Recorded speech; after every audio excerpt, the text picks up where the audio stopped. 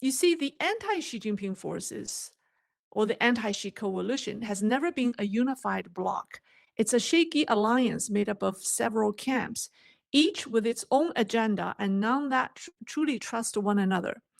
So on one side was the reformist faction led by party elder Hu Jintao and Wen Jiabao. They're not princelings, but old school housekeepers of the party. They're loyal to the system, not any one leader in particular.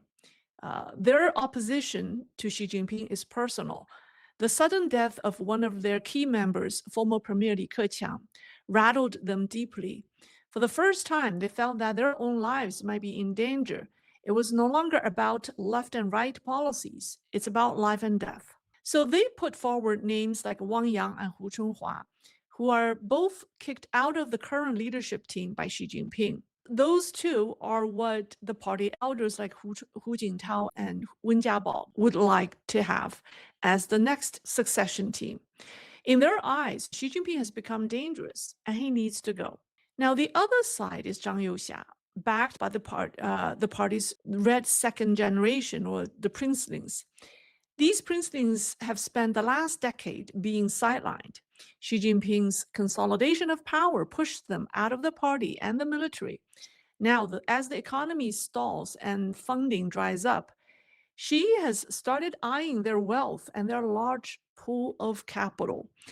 So the princelings' goal is to force Xi Jinping into retirement, not just to reclaim power, but to protect themselves from political extinction. And then there's the third player, the old Jiang Zemin faction, and now led by Zheng Qinghong. This faction was the first to be targeted by Xi Jinping's anti-corruption campaign. And with Jiang Zemin gone, their influence has waned. But Zheng Qinghong is still in the game. He's cunning and opportunistic, and he's not about to miss a chance to stir up trouble to cut a deal.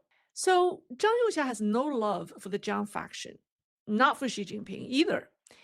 On that note, he finds himself aligned, perhaps out of necessity to survive, with Hu Jintao and the reformist faction, because Hu's people also despise the Jiang people and the Xi Jinping faction. While being the CCP top leader, Hu Jintao survived 3 assassination attempts by Jiang Zemin's loyalists. So Hu's people have no love for Xi Jinping.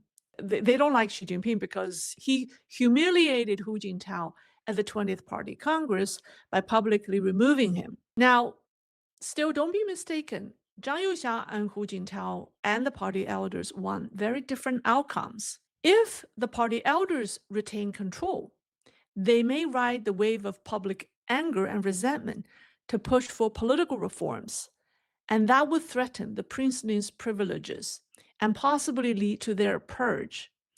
And if the princelings seize power, they won't want to share it with anyone, period. So you see, one side fears political liquidation and the other side fears political elimination.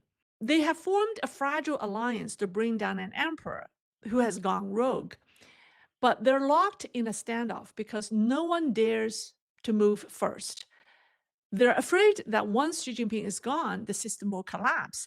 They know the system can stand, but don't want to be blamed for the one being responsible for ending it. Meanwhile, Xi Jinping's loyalists haven't gone entirely quiet. Premier Li Qiang, for example, has been pushing through some massive infrastructure projects. You probably heard about it recently. You've heard of the Yalun Zangbu, in English, Yalun Zangpo Dam, right? That's this gigantic dam project that's supposedly 3 sides of the Three Gorges Dam. So that's recently announced. Why did Xi Jinping want to push these projects? Well, they are political currency. Behind a very big ticket plan is a simple goal: buy votes. Because their plan is to use lucrative contracts, government contracts, to win over Central Committee members ahead of the 4th plenum. So Xi Jinping's faction has played its final card. The Yalun Zangpo Dam and other state-led mega projects are milk cows for corruption, and officials love them. When the government launch this kind of projects, that means the officials can make money. So it may look like a major development project, but actually a vote buying operation worth hundreds of billions of yuan. The goal? To gather enough votes to install a Xi loyalist as general secretary. So, in theory, the few hundred full and alternate Central Committee members may have to vote to decide the next leader at the fourth plenum. But in practice, it's a power auction. The struggle has now hardened into a three-way deadlock. The Hu Jintao faction wants to see technocrats like Wang Yang and Hu Chunhua take over as the party's secretary general, but they insist on one non-negotiable condition. That is, the chairman of the CMC must also go.